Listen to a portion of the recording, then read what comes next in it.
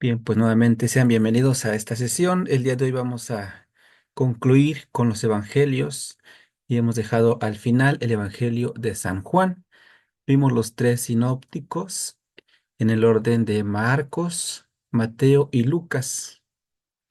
Y ahora vamos a considerar este que es muy especial y que lleva por nombre Evangelion Catá Ioannes, que es el evangelio según San Juan. Este evangelio está representado con el águila. El evangelista Juan se presenta acompañado de un águila porque el águila representa la elevación, la altura, que simboliza que este evangelio tiene una teología, o sea, habla sobre Dios de una manera muy elevada, es decir, de un griego muy bien elaborado y de una manera que presenta a Dios divina, de una manera divina, elevado, como lejos, pero a la vez cerca, porque se encarna. Es complejo. Entonces, el águila, en esta majestuosidad, en esta elevación hacia Dios, porque el águila vuela en dirección al sol, entonces nos puede llevar a la luz, porque este evangelio también fue considerado como la luz que nos lleva a al conocimiento, a la verdad. En este evangelio encontramos esta frase: yo soy el camino, la verdad y la vida. Entonces, el águila nos transporta a esta luz que es el verbo. Juan, como lo veíamos cuando presentamos a el evangelista, el nombre significa Dios regala, Dios es misericordioso, Dios añade o agrega, Dios dona. Puede ser también regalo de Dios, así como, es una palabra hebrea.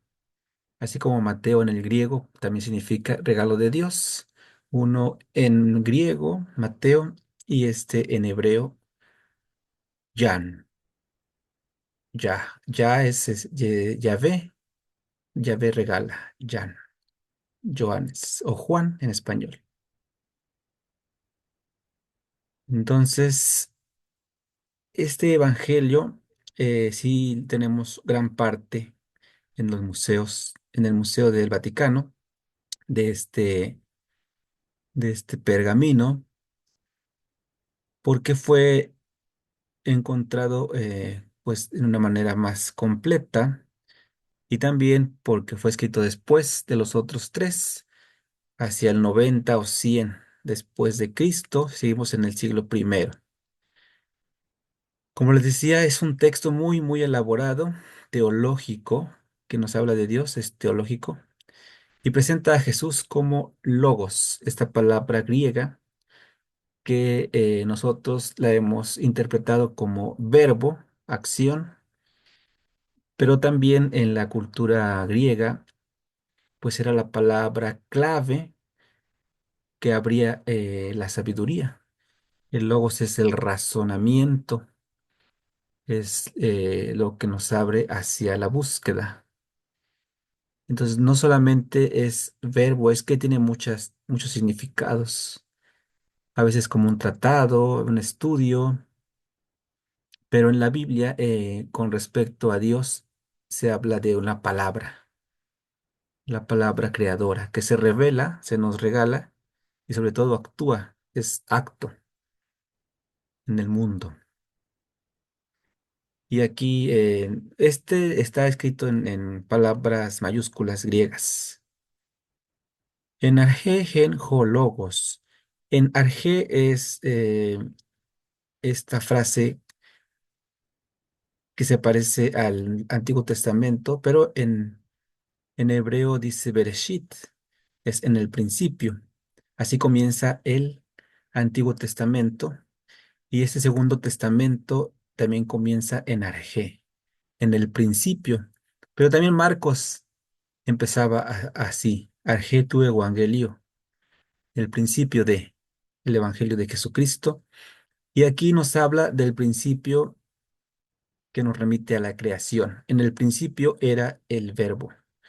El verbo era Dios y el verbo estaba con Dios.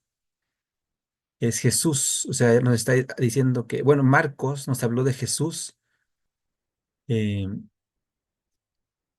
el Evangelio de Jesús, el Cristo, el ungido, el Mesías, decía Marcos.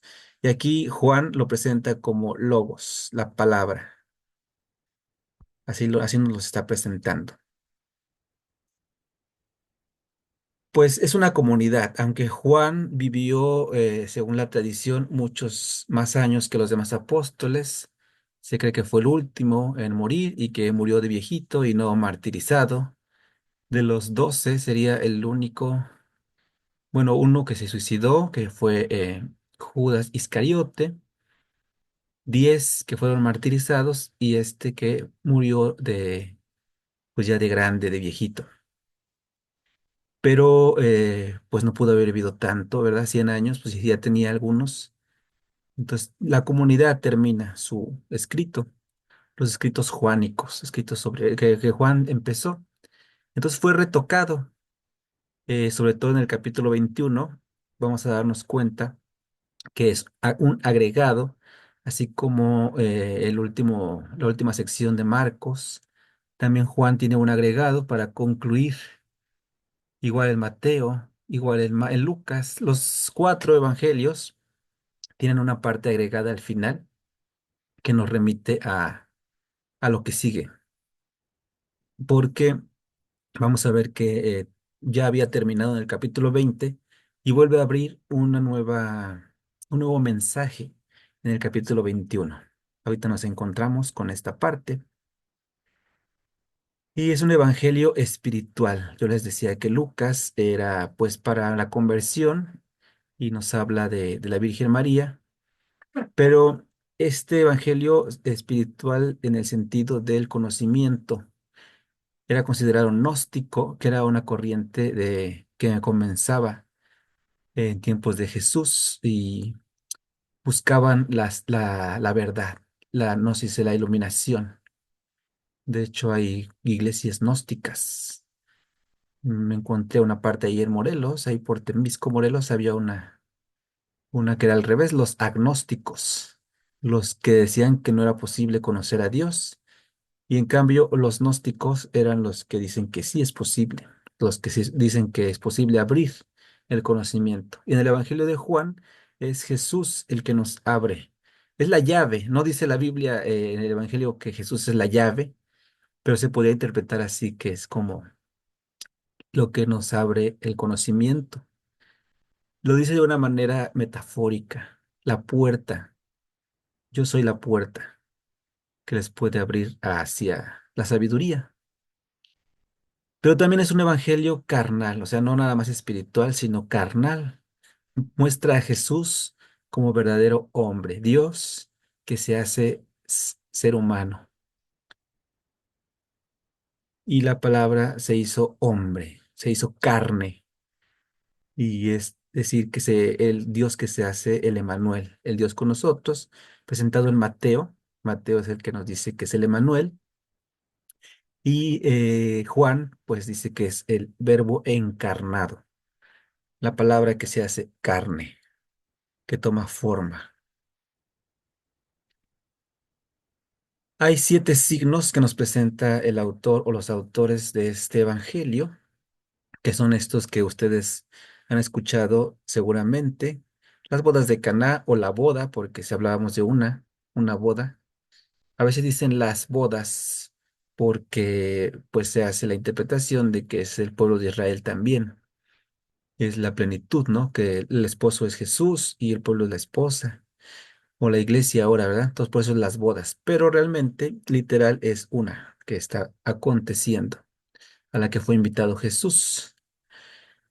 Cuando cura al hijo de un funcionario, cuando sana al paralítico, multiplica los panes, camina sobre las aguas, devuelve la vista al ciego y resucita a Lázaro. Son 7 signos que también conocemos como milagros.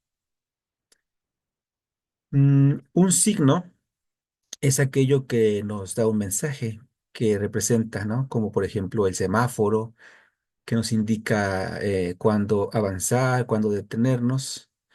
Pues también los signos del Evangelio de Juan nos indican algo especial.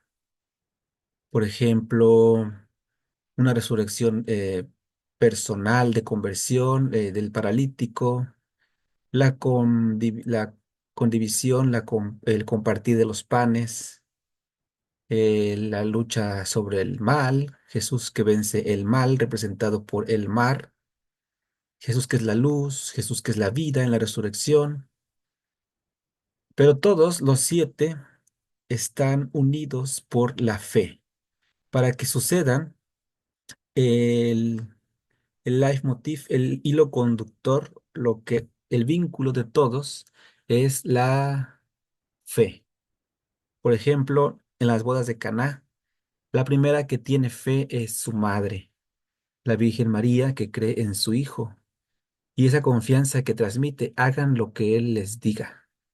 O sea, la primera en tener fe es su mamá, la Virgen María, que ya había tenido desde la encarnación.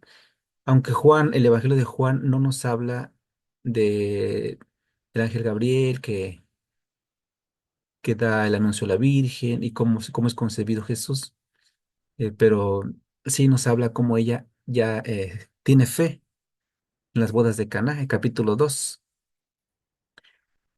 Y el hijo del funcionario es curado por la fe. Jesús le dice, cuando llegues a tu casa, ella estará sano. Ya está sano desde ahorita. Si tú crees, así es. Y el paralítico que no podía caminar y empieza a emprender el camino. Puede ser que sucedió así literalmente o puede ser que es una metáfora, un signo, ¿no? Una persona que no encontraba el camino, que estaba perdida, que como un paralítico, o sea, no es un paralítico, sino como un paralítico. Lo importante de estos signos es el mensaje que nos quieren transmitir, porque han sido pues motivo de polémica de si Jesús los realizó, si de verdad sucedieron. Es posible que sí, de hecho hay momentos en los evangelios, en los cuatro, cuando la gente los sigue solamente para que les haga milagros por los signos que les da. Y como verdadero Dios, pues no podemos limitar su poder. Es posible que sucedieron, pero no podemos quedarnos en eso, por ejemplo, que resucitó a Lázaro.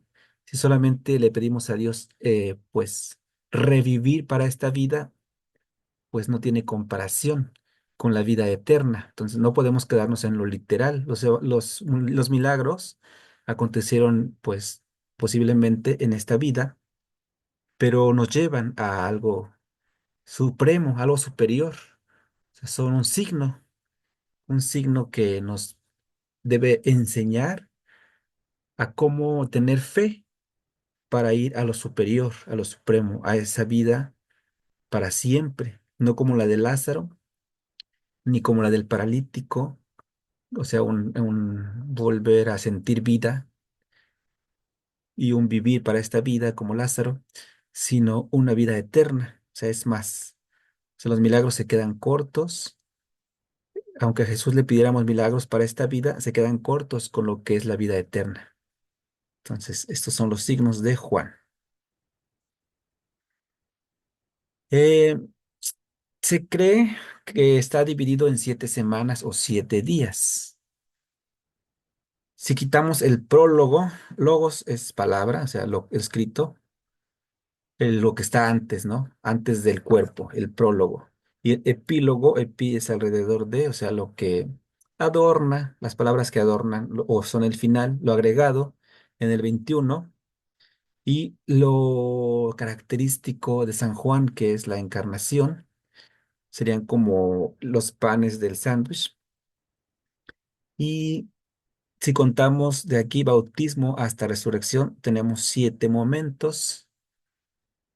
El bautismo y el vino del Mesías, la primera Pascua, la segunda Pascua, la fiesta de los tabernáculos, que es la de las tiendas, tener fe en Dios. En el Antiguo Testamento, esta fiesta era para recordar que hay que ponerse en las manos de Dios, aunque ya tenían casa.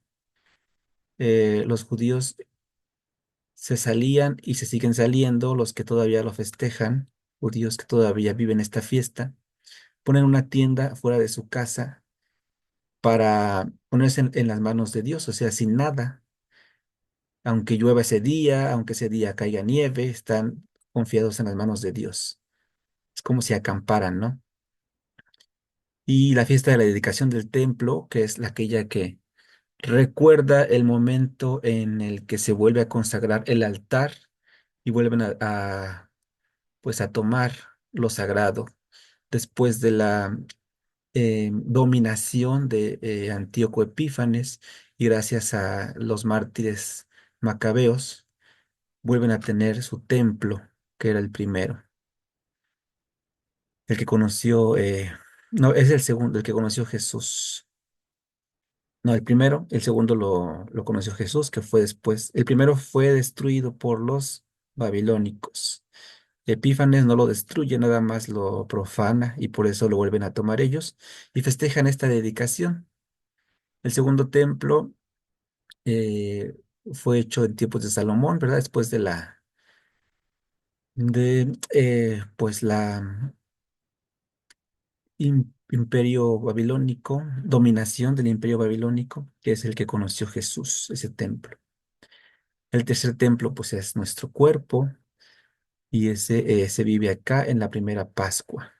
Pues vean cómo está lleno de símbolos. Hay una tercera Pascua, que es la que conocemos en la película de Mel Gibson, inspirada en este evangelio, los días de la Pasión, que según este evangelio comenzó el jueves, más bien el viernes, sábado, domingo, son 3 días, pero en nuestro tiempo, en la medida del tiempo occidental, los que somos de Occidente, Europa y América,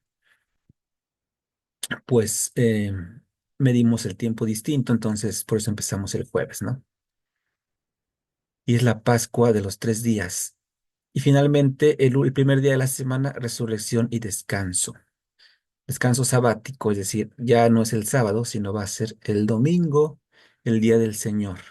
Entonces, domingo y aquí es sábado, viernes, jueves, miércoles, martes y lunes.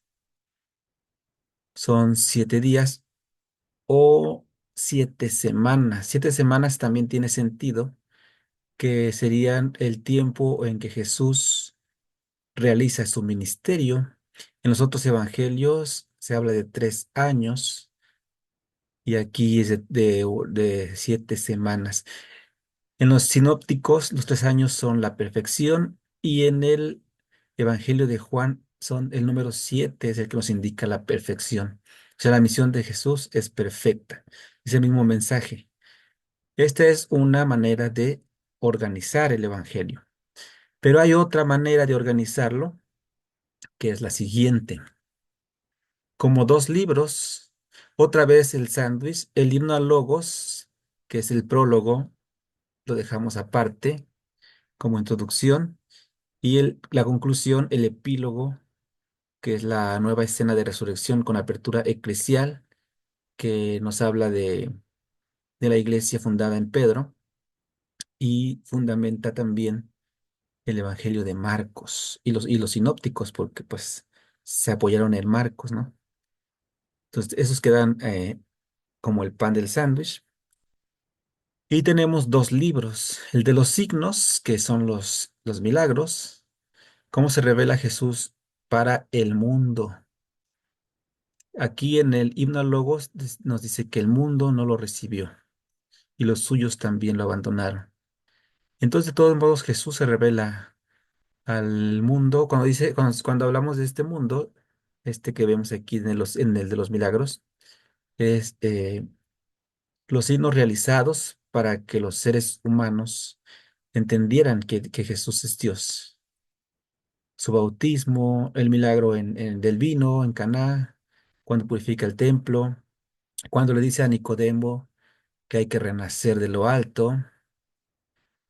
Cuando Juan el Bautista es martirizado, cuando van a Samaria, con la samaritana, y de nuevo otro milagro en Caná, que es la curación del hijo del funcionario, el paralítico, Jesús pan de vida, la fiesta de los tabernáculos, Jesús que es manantial y luz, la fiesta de la dedicación y Jesús que es el Hijo de Dios. Y en este encontramos la transfiguración, la resurrección de Lázaro y finalmente la unción en Betania y la entrada solemne en Jerusalén y encuentro con el mundo griego. Este sería el libro de los signos para argumentar que Jesús es Dios. Y el libro de la gloria, cuando Jesús no se revela a todo el mundo, sino solamente a una sección escogida, que es su comunidad, los 12, los 72 según San Lucas, y pues lo que sería la iglesia. En la última cena, en su testamento, cuando dice que está preocupado porque se va y está prometiendo que va a regresar. Y dice que permanezcan en mí, permanezcan en oración. Es el testamento, ¿no? Y aquí está el mandamiento más importante.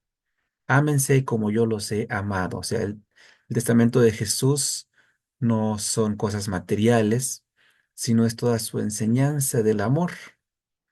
Y esta oración universal, oren unos a otros, los unos por los otros, por todos, los de este momento y los que van a venir.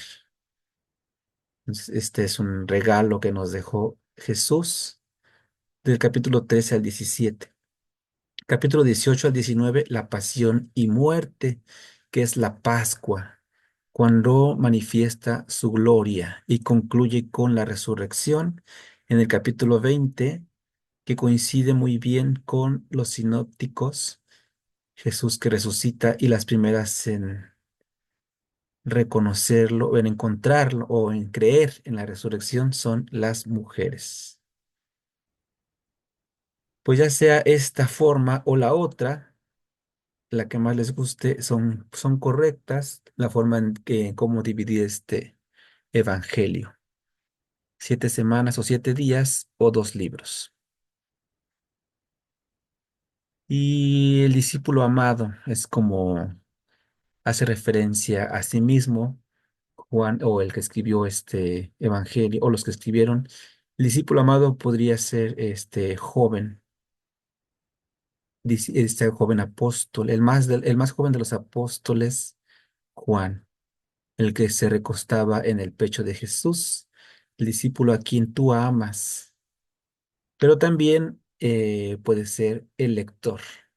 Puedes ser tú o puedo ser yo cuando leemos este evangelio. Nos podemos convertir en el discípulo amado si abrimos nuestra vida, nuestro interior a Jesús, el pan, Jesús la luz, Jesús la palabra, Jesús el Mesías, todo lo que nos regala de cómo es Jesús. Pero necesitamos tener el camino de fe y reconocerlo. Entonces empieza con el primer signo, las bodas de Caná, a través también de la intercesión de la Virgen María, pues tener fe, así como ella tuvo fe, el lector debe tener esta, este regalo, y si no, pues pedirlo, el don de creer en Jesús. Y también encontramos los sacramentos. Aquí están los signos que se usan para los sacramentos, ¿no? El agua, como en el bautismo, la luz en las velas, la unción. Jesús cuando realiza los milagros utiliza eh, cosas del mundo como la saliva, como el barro, o sea, el polvo que con la saliva hace barro para recordarnos la creación. cuando usa la voz, levántate o sal de ahí, a Lázaro, es el imperativo, la voz creadora, la palabra que sigue creando, es la misma voz de Dios Padre que crea y transforma. Este evangelio, pues también, aparte de tener una teología alta, tiene una cristología muy alta. Jesús que tiene presencia divina, es Dios, verdadero Dios. Es de los iluminados, de los que podemos llegar al conocimiento, a la sabiduría. Jesús es la sabiduría en el libro en el último libro del Antiguo Testamento, el libro de la sabiduría es Jesús. También es el que nos ilumina y nos puede transformar, transforma nuestra vida. Nos presenta la carne de Jesús, que es la carne de la iglesia. Al decir, la palabra se hizo hombre, o el verbo se hizo carne. Y también la comunidad que se integra en el capítulo 21 como la gran iglesia y que tiene conexión con el Apocalipsis, donde nos presenta la iglesia celestial.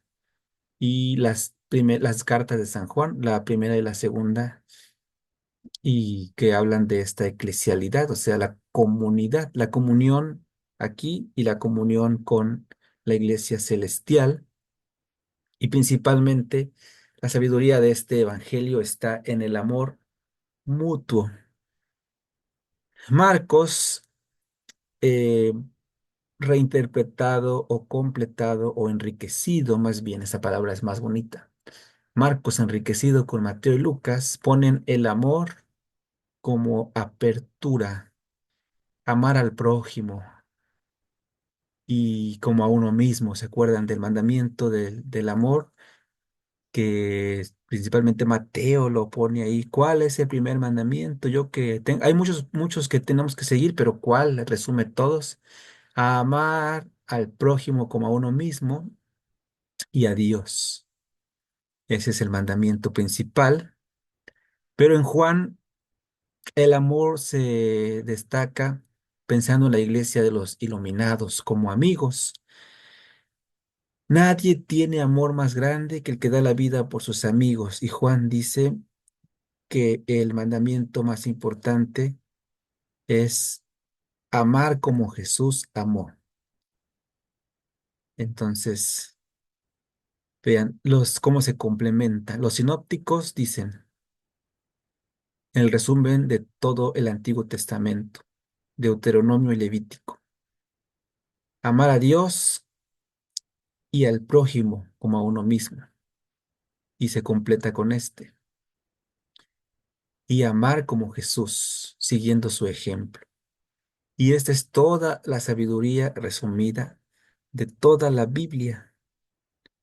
Lo encontramos en los cuatro evangelios.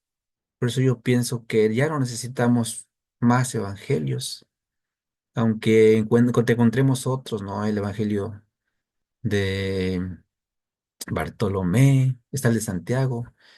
Y si yo escribiera mi evangelio, pues ya no necesitamos evangelios. Aquí están los cuatro resumidos aquí. Todos ya nos hablan de Jesús. Los demás, pues son complemento o apócrifos, nos da información que nos puede sí, enriquecer, pero ya está toda la enseñanza aquí, en el amor al prójimo como a uno mismo, a Dios y como Jesús nos amó. Es el camino, la verdad y la vida. Y entonces vamos a contemplar ahora este capítulo 21. Los invito a que tomen su Biblia y que alguien nos ayude a leer este capítulo, que es la conclusión del Evangelio de San Juan. Alguien que nos ayude a leer Juan capítulo 21. Todo el capítulo no es tan largo. No lo tengo, pero si alguien más quiere leer, Si nadie más nos apoya, yo también lo tengo. es que el Sonia y Patti ya han leído. pero para que no digan que acaparan, entonces, Sí, Yo ¿verdad? también, ya igual. lo tengo, Rafa. Ya. Ahí hay una voz Yo también, diferente. Rafa. Ok, entonces escuchamos a esa tercera voz, que creo que es María del Carmen. Ah, ok, sí, Rafa. Sí, por favor, gracias. Gracias. Sí. Después de esto, nuevamente se manifestó Jesús a sus discípulos en la orilla del lago de Tiberíades, y se manifestó como sigue.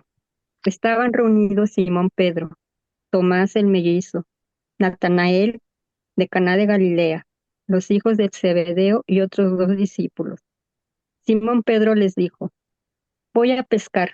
Contestaron: Vamos también nosotros contigo. Salieron pues y subieron a la barca, pero aquella noche no pescaron nada. Al amanecer, Jesús estaba parado en la orilla, pero los discípulos no sabían que era él. Jesús le dijo: Muchachos, ¿tienen algo de comer? Le contestaron: Nada. Entonces Jesús le dijo: Echen la red a la derecha y encontrarán pesca. Echaron la red y no tenían fuerzas para recogerla por la gran cantidad de peces. El discípulo al que Jesús amaba dijo a Simón Pedro: Es el Señor. Apenas Pedro oyó decir que era el Señor, se puso la ropa, pues estaba sin nada, y se echó al agua. Los otros discípulos llegaron con la barca. De hecho, no estaban lejos. A unos 100 metros de la orilla, arrastraban la red llena de peces. Al bajar a la tierra encontraron fuego encendido, pescado sobre las brasas y pan. Jesús le dijo: Traigan algunos de los pescados que acaban de sacar. Simón Pedro subió a la barca y sacó la red llena con 153 pescados grandes, y a pesar de que hubiera tantos, no se rompió la red. Entonces Jesús les dijo: Vengan a desayunar. Ninguno de los dos discípulos se atrevió a preguntarle quién era, pues sabían que era el Señor. Jesús se acercó, tomó el pan y se lo repartió. Lo mismo hizo con los pescados. Esta fue la tercera vez que Jesús se manifestó a sus discípulos, pues discípulos, perdón, después de resucitar de entre los muertos. Cuando terminaron de comer, Jesús dijo a Simón Pedro: Simón, hijo de Juan, ¿me amas más que a estos? Contestó: Sí, Señor, tú sabes que te quiero. Jesús le dijo: Apacienta mis corderos. Le preguntó por segunda vez: Simón, hijo de Juan, ¿me amas? Pedro volvió a contestar: Sí, Señor, tú sabes que te quiero. Jesús le dijo: Cuida de mis ovejas. Insistió Jesús por tercera vez: Simón, Pedro, hijo de Juan, ¿me quieres? Pedro se puso triste al ver que Jesús le preguntaba por tercera vez si lo quería y le contestó: Señor, tú lo sabes todo, tú sabes que te quiero. Entonces Jesús le dijo: Apacienta mis ovejas. En verdad, cuando eras joven, tú mismo te ponías el cinturón e ibas a donde querías. Pero cuando llegues a viejo, abrirás los brazos y otro te amarrará la cintura y te llevará a donde quieras. Jesús le dijo,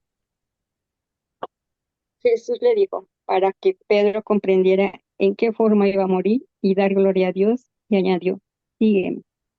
Pedro miró atrás y vio que lo seguía el discípulo al que Jesús amaba, el que en la cena se había inclinado sobre su pecho y le había preguntado: Señor, ¿quién es el que te va a entregar? Al verlo, Pedro preguntó a Jesús: ¿Y qué va a hacer de este? Jesús le contestó: Si yo quiero que permanezca hasta mi vuelta, ¿a ti qué te importa? Tú sigue.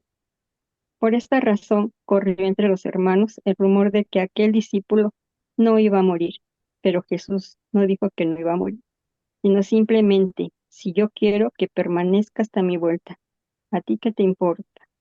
Este es el mismo discípulo que da testimonio de estas cosas y que las ha escrito aquí. Nosotros sabemos que dice la verdad. Jesús hizo también otras muchas cosas. Si se escribiera una por una, creo que no habría lugar en el mundo para tantos libros. Ya. Muchas gracias, María del Carmen. Bien, pues antes de comenzar a reflexionar este capítulo, antes, si tienen su Biblia en la mano, en el 30, versículo 30 del capítulo 20, ya había concluido, igual que concluyó este capítulo. Vean si les suena familiar. Versículo 30, capítulo 20. Muchos otros milagros hizo también Jesús en presencia de sus discípulos que no están escritos en este libro, pero estos se han escrito con el fin de que crean que Jesús es el Cristo, el Hijo de Dios, para que creyendo tengan vida eterna y la tengan en su nombre. Y el último versículo del capítulo 21 también dice, muchas otras cosas hay que hizo Jesús, que se escribían una por una, me parece que no cabrían en el mundo tantos libros.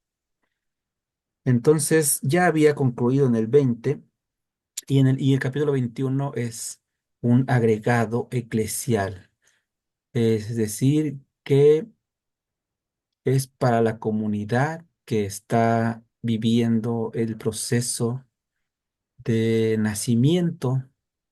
Es una comunidad que está naciendo, la comunidad cristiana, y empieza en Galilea. ¿Se acuerdan que Mateo y, bueno, Marcos y Mateo que completa Marcos, pues dicen que hay que ir a Galilea, empezar de nuevo, donde todo comenzó, donde recibieron el llamado, cuando Jesús les dijo, vengan y los haré pescadores de hombres, es volver a comenzar en Galilea. Y Lucas nos ubicaba en Jerusalén. Ahí termina Lucas diciendo que Jesús se fue reconocido ahí con los discípulos de Maús. Y Juan entonces nos habla del lago de Tiberíades, que también es conocido como Mar de Galilea. Es porque está usando pues otro nombre, tal vez el nombre griego, porque pues como es una cultura globalizada, algunos le pusieron el nombre, seguían diciéndole el nombre hebreo o arameo, que el de Galilea. Y el de Tiberíades, pues es el nombre griego. Eso tiene dos, pero es el mismo, donde todo comenzó. Y bueno, ya había estado con ellos ahí. Apareció otra vez a los discípulos en la orilla del mar de Galilea. O sea, Jesús revive el llamado que les había hecho. Estaban reunidos ahí los apóstoles que quedaban y nos dice cuáles son, ¿verdad? Están los 11. Ya no está Judas Iscariote. La barca representa la iglesia y están de una manera pues desconcertada porque Jesús fue crucificado y en el capítulo 20 Tomás que no creía, Jesús se les aparece y toca y Tomás no toca, o sea, están en esta lucha de la fe. Todo el evangelio nos habla de tener fe y termina diciendo que la fe es el inicio otra vez. Por eso hay que retomar el camino. La barca entonces es la iglesia que, aunque tambalee, tiene que creer. No habían pescado, o sea, Pedro y Jesús les prometió ser pescadores de hombres y no habían pescado nada. O sea, la iglesia estaba sufriendo, muchos se alejaron por miedo, quedaban poquitos, solamente los más firmes en la fe.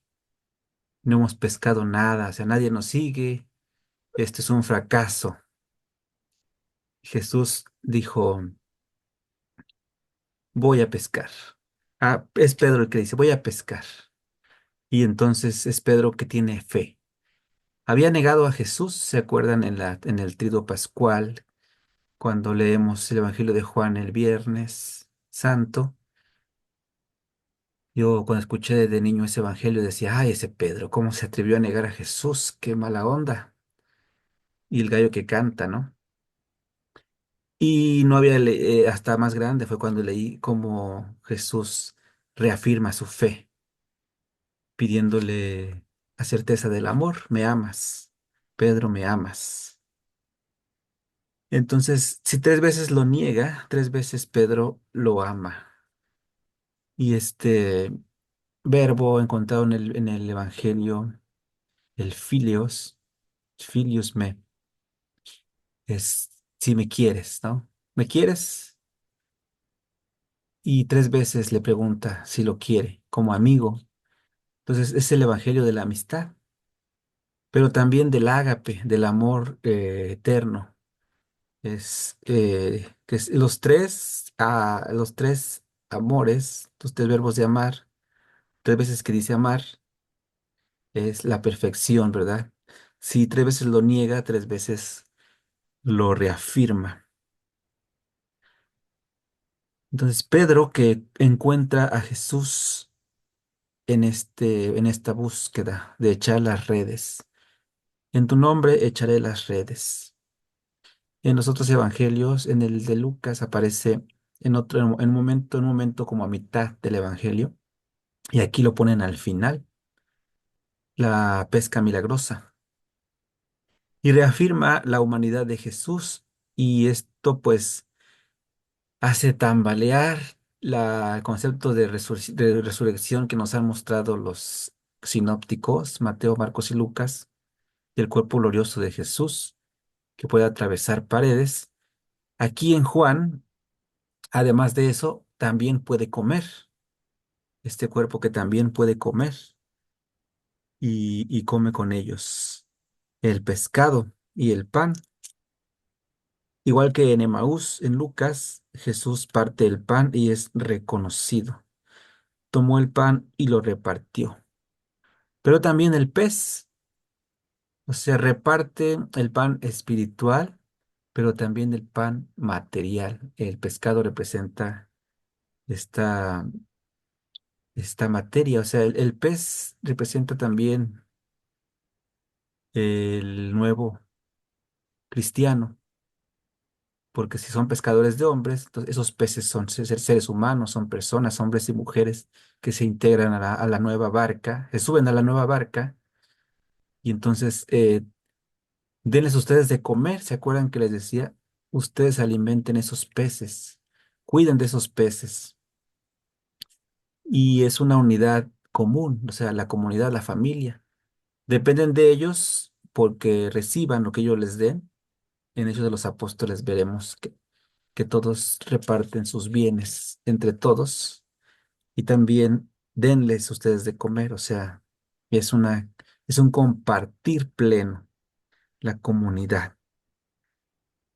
Y este amor para apacentar las ovejas. ¿Qué quiere decir apacentar? Es mantener la paz. No es de tenlos sumisos, no es sumisión. Apacentar es que ellos no pierdan la confianza, la fe. Aunque haya tribulaciones, aunque llegue el lobo y se los quiera comer a los corderos, que tengan la seguridad que no les va a pasar nada. Eso es mantener la paz. Entonces, apacienta mis ovejas es mantener la paz, ¿sale? Y tres veces se lo pide Jesús, apacienta mis ovejas. Entonces, es la misión de la iglesia, el que la comunidad permanezca siempre con la fe, que no pierdan la paz. Eso es apacentar, mantener la paz. Y bueno, reafirma que este evangelio fue escrito después de la muerte de Pedro en Roma, cómo fue llevado al matadero, pues sí, a la crucifixión, y que Pedro en un evangelio apócrifo está narrado que muere con la cabeza al revés, o sea, la cruz al revés. Una vez nos preguntaban allá en la penitenciaría, tal vez para ponernos a prueba, los muchachos del reclusorio de menores, eh, ¿qué representa la cruz al revés? Yo creo que esperaban la respuesta de que representa el mal y les dijimos que pues nada, porque Pedro murió de la cruz al revés. Entonces no pasa nada. Si la volteas, pues sigue siendo la cruz. Entonces no tenemos que tener estas pues interpretaciones capciosas o mm, con mala intención. Hay que recordar que Pedro pues murió al revés. La cruz al revés no necesariamente representa el mal, sino una humildad como Pedro, ¿no? Y ya a partir de ahí nos ganamos a los muchachos, como diciendo, ah, pues sí le saben estos, ¿no? Pero eh, pues más el testimonio.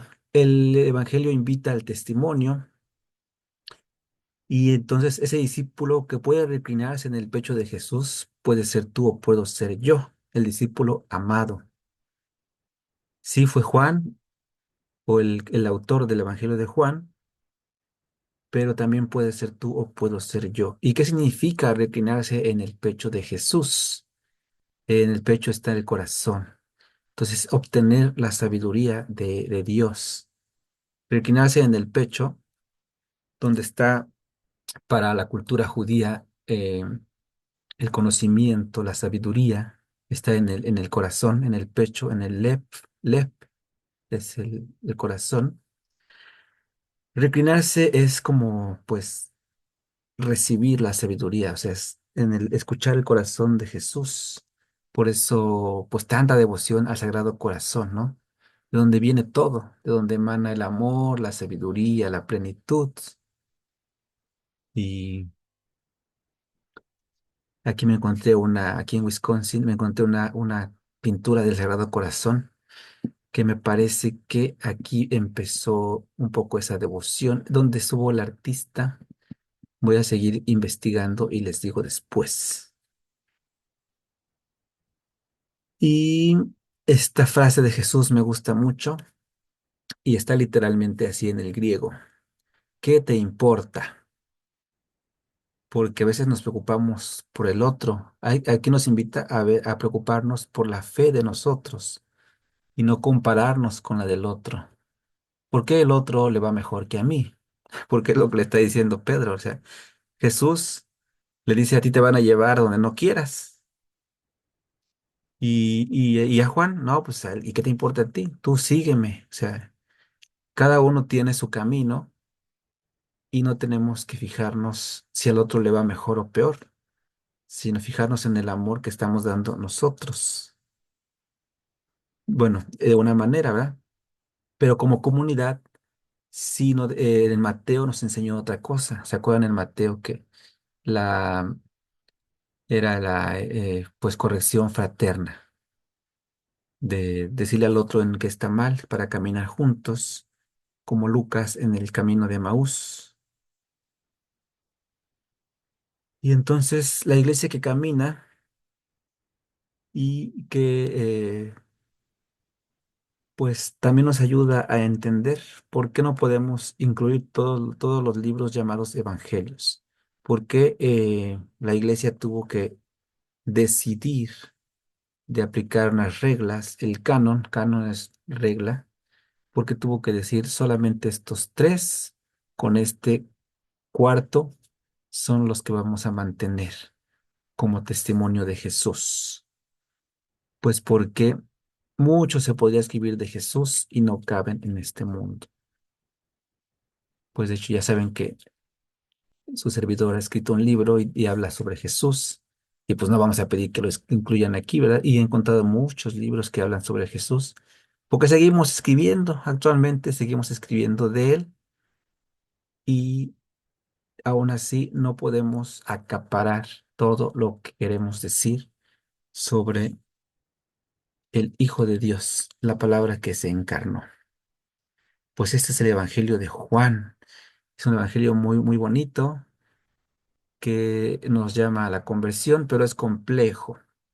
Entonces, yo personalmente recomiendo que se lea después de haber leído los sinópticos. Ya el que tú quieras, de Marcos, Mateo o Lucas. Después de haber leído esos, ya puedes leer este, aunque los protestantes dicen que es al revés, porque este evangelio abre la puerta. Pero yo pienso que como biblista, pues aconsejo que primero los sinópticos.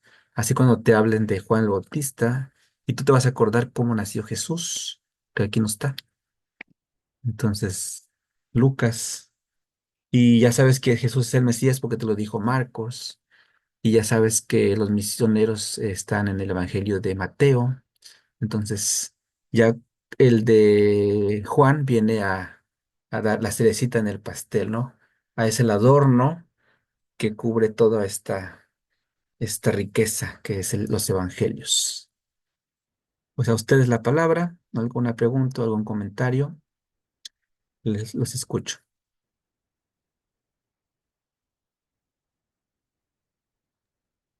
Hola, Rafa. Toño.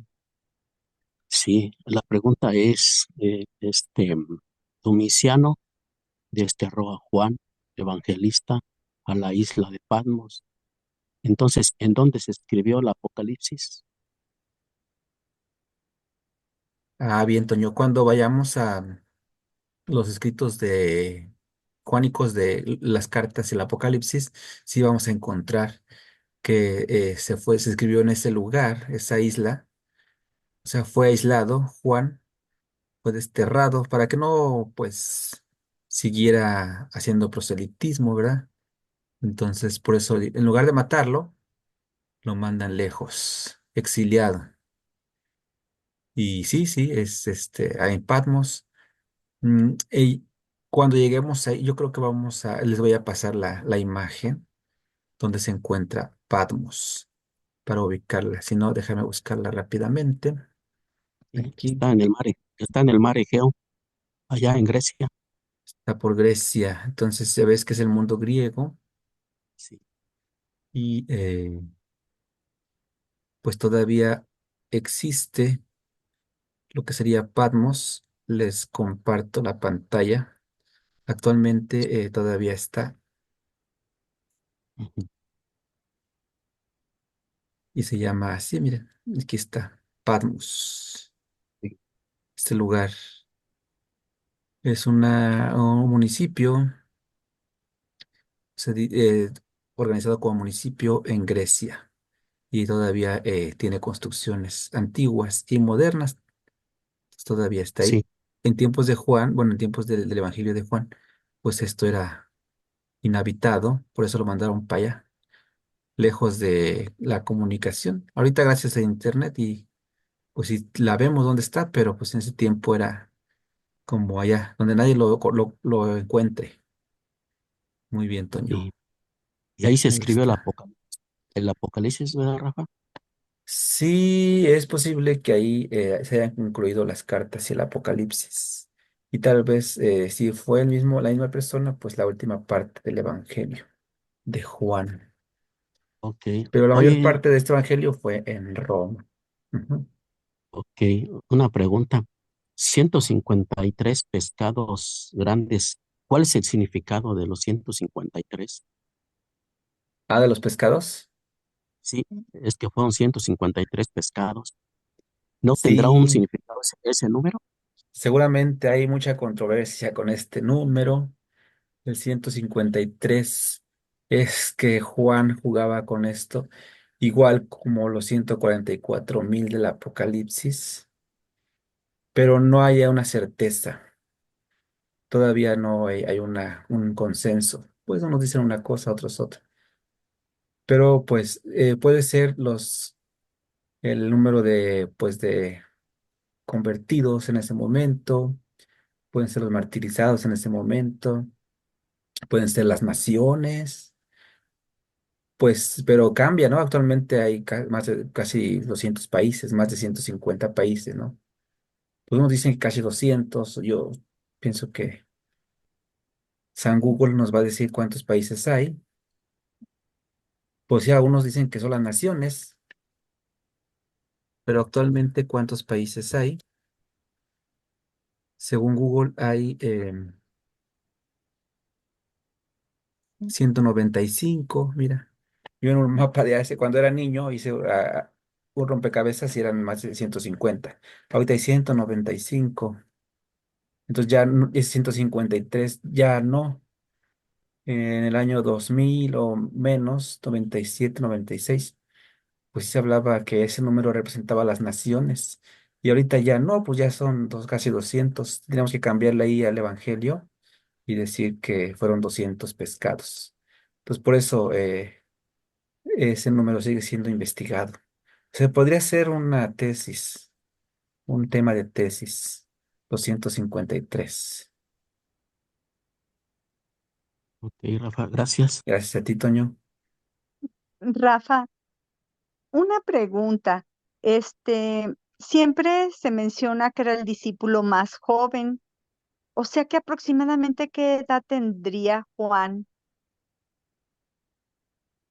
Bueno, cuando conoció a Jesús, pues podría ser adolescente, como unos 14 más o menos. Eh, Ah, Era ajá, de los más chavillos, pero ya con una capacidad de, o sea, ya va a leer como, pues ahora sí que como hombre, más de 12 porque de 12 hacia abajo, pues eran considerados infantes, ¿no? Con un cuerpo todavía de niño. Entonces, de 12 hacia arriba, la adolescencia y la transformación, como sí, 14, 15, que ya parecía hombre, entonces sigue siendo adolescente, pero ya podría valerse, o sea, los padres podían dejarlo ir, como que ya era mayor de edad, ¿no? Parece que del Antiguo Testamento, sí, como los 12 hacia arriba, que se empiezan a formar como cuerpos de hombre, es cuando ya se les da esa libertad. Más de 12 sí. perfecto, gracias. Y pues muere a los 90 y tantos, seguramente. ¿Y en Turquía, donde vivía con la Virgen? De ese dato donde lo sacaste, No, ¿es donde está la casita de la Virgen? la tradición dice que allá, ¿verdad? Ajá, El lugar, ese sí está, no, pues como los evangelios no dicen dónde, la tradición puede hacer cambios, como por ejemplo Santiago, que aunque fue muerto o matado pues en Jerusalén, pues resulta que está en Compostela, allá en España, ¿no? Lo mismo pasa pues igual con Judas, Tadeo, lo mismo pasa con Felipe y con Juan, pues no podría faltar. Entonces, si algunos dicen que está allá, pues es tradición. Ujú. muy bien. Ahí no tenemos el dato preciso. Gracias, Rafa. ¿A ti?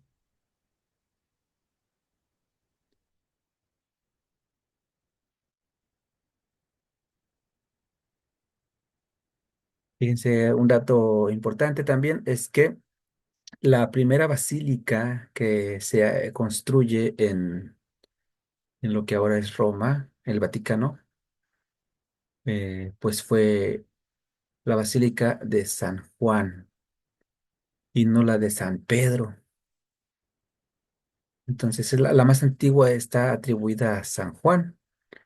Entonces, es un dato también importante, como pues su testimonio pues fue muy simbólico, muy significativo para los romanos, para el imperio de ese tiempo, y pues le hicieron su basílica.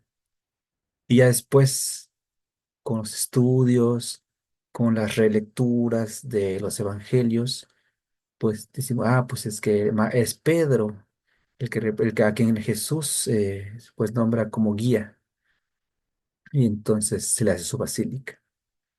Y pues la otra vez que leímos a Marcos, yo les hablaba de Pedro como la piedra viva, o sea, nosotros, ¿no? Como pues sí necesitamos un representante, pero no es responsabilidad solamente del Papa, sino de cada uno. Creo que somos la iglesia. Está fundada sobre cada bautizado. Entonces sí, ahí en Roma, pues la más antigua es la de San Juan, y también está la de San Pablo. Hay tres basílicas de dos de los 12 apóstoles, una de Pablo que no era apóstol, y pues también la de la Virgen, ¿no? Son importantes estas iglesias como templos.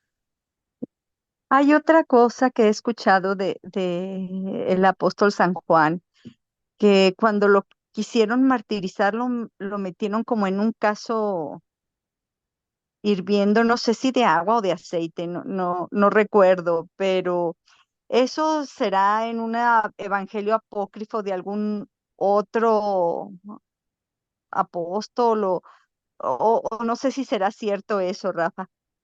Forma parte de la historiografía del santo, eh, para como reafirmar que no murió mártir, ¿no? Que aunque lo quisieron matar muchas veces, seguramente no están escritas ahí en la Biblia. Entonces hay diferentes, pues, escritos, ¿no? De tradiciones. Igual pasa con todos los santos, ¿no? De que si San Antonio les dio de verdad la Eucaristía a los peces, de que si San Francisco de Asís realmente tuvo los estigmas, si habló con el lobo, o sea, todas estas cosas como fantásticas, pues son para atraer. Y pues sí, sí, es un caso de aceite el que se habla, pero es la tradición igual, pero es la reafirmación de que no murió ahí. Ajá, es de que pues no fue martirizado, sino que pues de viejito. Ah, gracias. Ujú.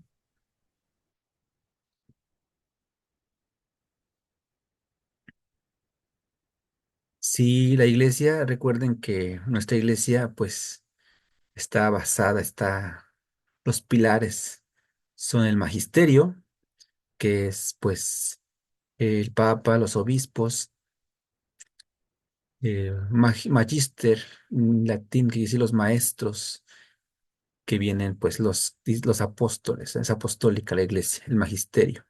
La tradición, que serían todos estos testimonios y los libros que están en la Biblia, o sea, los que no están serían la tradición y la Sagrada Escritura sería la palabra. Entonces son tres pilares de la iglesia. Entonces, la tradición no quiere decir, cuando yo hablo de la tradición, no es que la quiera hacer menos. Gracias a la tradición se aceptaron los libros, como por ejemplo los Hechos de los Apóstoles, porque por tradición se leían en las primeras comunidades, y los libros del Antiguo Testamento como Sabiduría, como Eclesiástico, gracias a que se leían por tradición, pues fueron aceptados en la Sagrada Escritura. Entonces las tres cosas van unidas, las tres cosas son importantes, ¿no?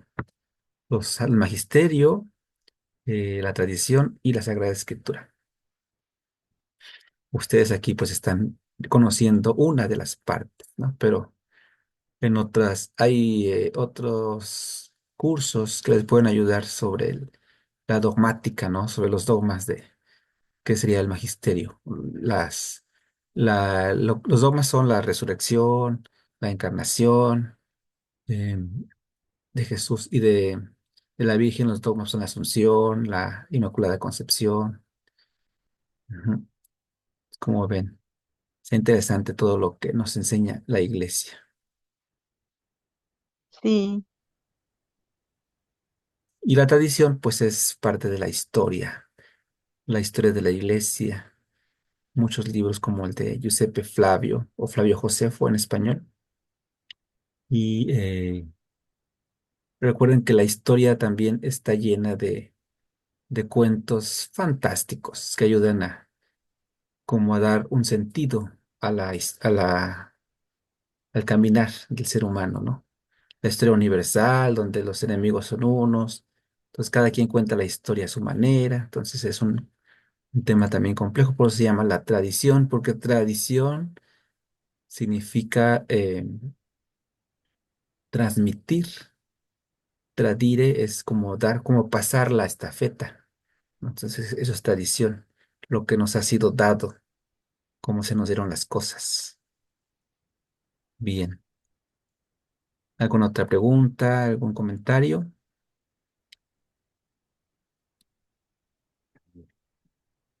La próxima ocasión vamos a ver la iglesia en Hechos de los Apóstoles. Así que, pues, vayan preparando su Biblia en esa sección para continuar la historia que nos estaba contando Lucas. Había pensado en continuar después de Lucas con Hechos, pero dije, no, pues concluimos los evangelios porque es más importante cerrar con la historia de Jesús y ya luego empezar con la historia de la iglesia. Y por eso yo pienso que así está en los libros en la Biblia, la historia de Jesús en los evangelios y luego la historia de la iglesia, cómo continúa.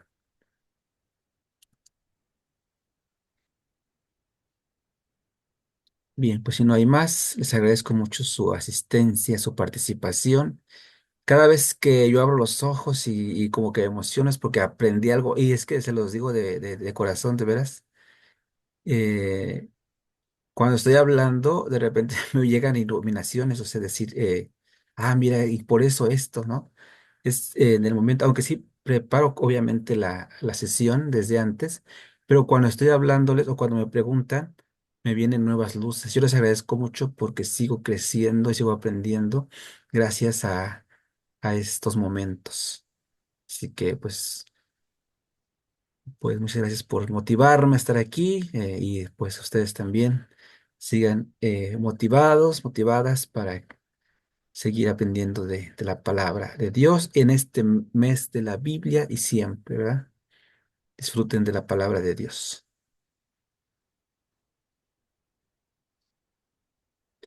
Muchísimas gracias, yo los saludo y me despido y ojalá les haya gustado la sesión de hoy y las que vengan.